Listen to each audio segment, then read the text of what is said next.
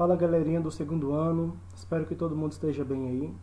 Nesse vídeo a gente vai dar início à edição 6 do PET, tá bom? Com a semana 1 e o tema A Queda do Muro de Berlim. Como é bom estudar história, lembrar da nossa memória, e ainda mais se for um professor Edivaldo. Inicialmente o PET ele vai trazer a conceituação desses termos aqui, ó, comunismo e capitalismo. Comunismo, organização socioeconômica baseada na propriedade coletiva dos meios de produção, doutrina econômica e política que preconiza tal organização. Capitalismo, sistema econômico baseado na legitimidade dos bens privados e na irrestrita liberdade do comércio e da indústria, com o principal objetivo de adquirir lucros.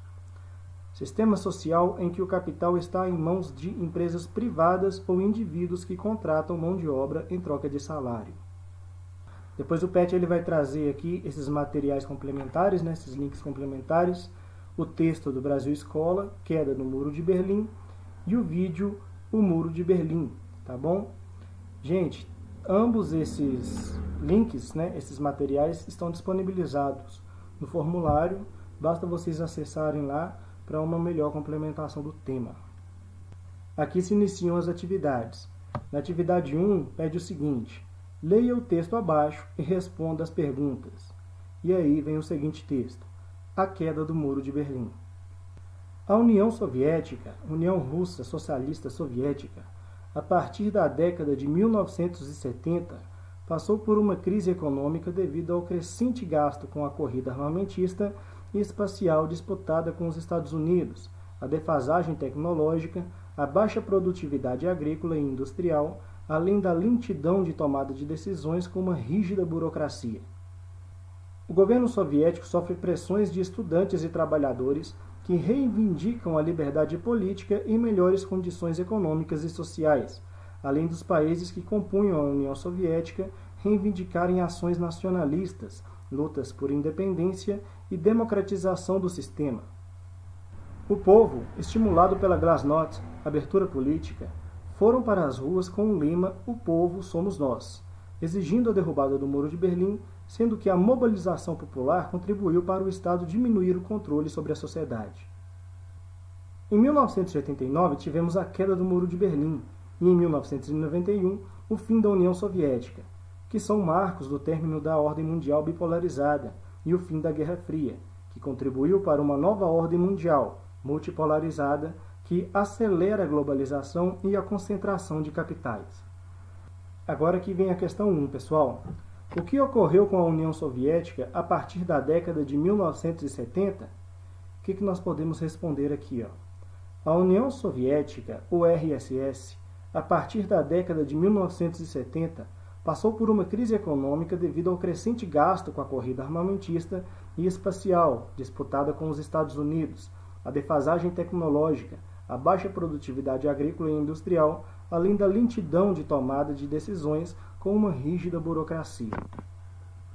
Questão 2. De acordo com o texto, quais eram as reivindicações dos estudantes e trabalhadores ao governo soviético? O que nós podemos responder aqui? O governo soviético sofre pressões de estudantes e trabalhadores que reivindicam a liberdade política e melhores condições econômicas e sociais, além dos países que compunham a União Soviética reivindicarem ações nacionalistas, lutas por independência e a democratização do sistema. Questão 3. Quais as contribuições da queda do Muro de Berlim para a nova ordem mundial? O que nós podemos responder aqui? Em 1989, a queda do Muro de Berlim e em 1991, o fim da União Soviética foram os marcos do término da ordem mundial bipolarizada e também marcaram o fim da Guerra Fria, o que contribuiu para uma nova ordem mundial, multipolarizada, que acelera a globalização e a concentração de capitais. Questão 4. Em 9 de novembro de 1989, os 156 quilômetros de extensão, cerca de 300 torres militares para observação, os cães policiais e as 127 cercas eletrificadas desapareceram, deixando um rastro de cerca de 80 mortos, 12 feridos e milhares de aprisionados nas diversas tentativas de fuga e dezenas de milhares de famílias berlinenses divididas e sem contato algum. O texto acima refere-se ao Muro de Berlim, segundo o qual podemos corretamente afirmar. Alternativa A. Foi o maior símbolo da divisão do mundo entre o bloco ocidental e oriental. O primeiro, liderado pelos Estados Unidos, e o segundo, encabeçado pela antiga União das Repúblicas Socialistas Soviéticas. Alternativa B. Foi construído no ano de 1945 por ocasião do término da Segunda Guerra Mundial e o início da polarização entre os Estados Unidos e a Rússia, fenômeno conhecido como Guerra Fria. Letra C. Foi construído no ano de 1961 pela Alemanha Oriental, separando-a da Alemanha Ocidental. Além do aspecto ideológico da construção, havia o objetivo de impedir a fuga de cidadãos para a Alemanha Oriental, que recebeu mais de 2 milhões de pessoas do lado capitalista entre 1949 e 1961. Letra D. Apesar de simbolizar o começo da Guerra Fria, sua destruição não tem relação com seu fim, tendo em vista que a União Russa Socialista Soviética, hoje Rússia, apesar de algumas perdas territoriais, continua disputando a hegemonia mundial, a exemplo do que ocorreu recentemente na Ucrânia. Letra E. Podemos considerar que sua construção teve os mesmos motivos da construção do atual muro que separa Israel da Palestina, tendo em vista os aspectos étnicos e culturais. Após ler todas essas alternativas aqui, qual dessas alternativas nós podemos indicar como a alternativa correta?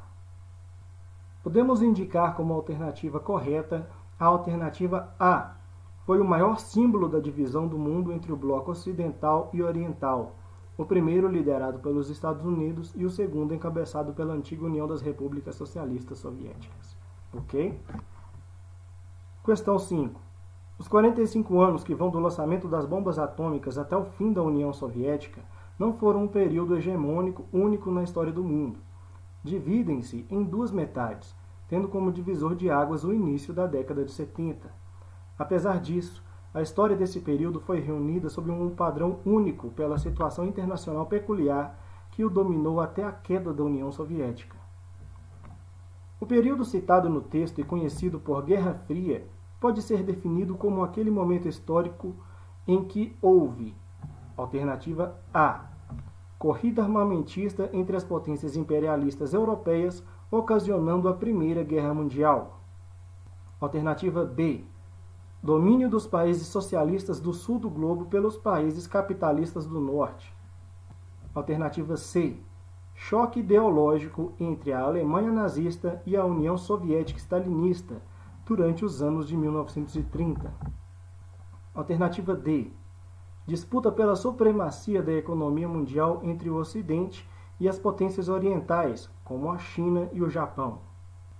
Alternativa E, constante confronto das duas superpotências que emergiram da Segunda Guerra Mundial.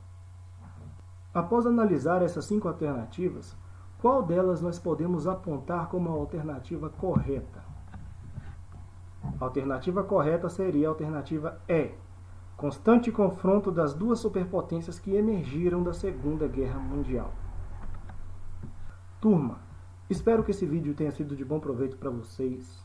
Semana que vem a gente vai voltar com a semana 2 do PET 6.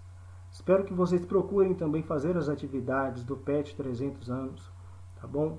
Qualquer dúvida, deixem aí nos comentários ou me procurem pelo WhatsApp, ok? Forte abraço e tamo junto. Sucesso para vocês. Até a próxima.